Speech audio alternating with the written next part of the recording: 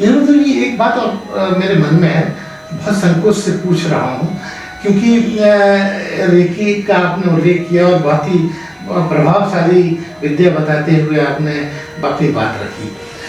बहुत सारे लोग इस रेकी को सीख रहे हैं और कर भी रहे हैं, तो इस विद्या को करने के बाद इसका लोग मूल्य भी चुकाते हैं, मूल्य भी देना होता है। ये एनर्जी है, इसको कहते हैं एनर्जी एक्सचेंज, तो वो तो देना होता है।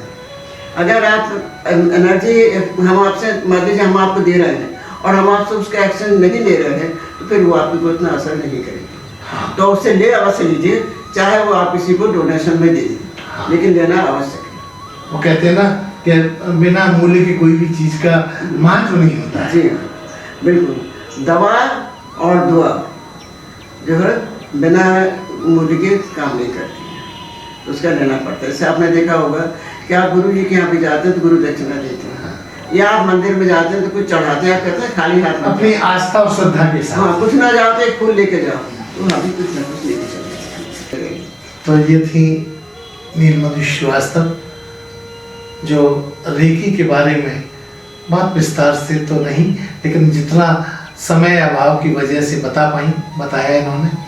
चलते चलते मैं एक बात और आपसे पूछना चाहूँगा, क्योंकि आप अनुशासन की देवी कहलाती रही हैं, 3 पीढ़ियों का आपने मतलब 3 पीढ़ियों को आपने संभाला है। आज अगर आपके स्टूडेंट या उनकी माँ या और उनके पीढ़ी के लोग मिलते हैं, आपसे बात करते हैं, तो कैसा लगता है? बहुत मज़ा आता है।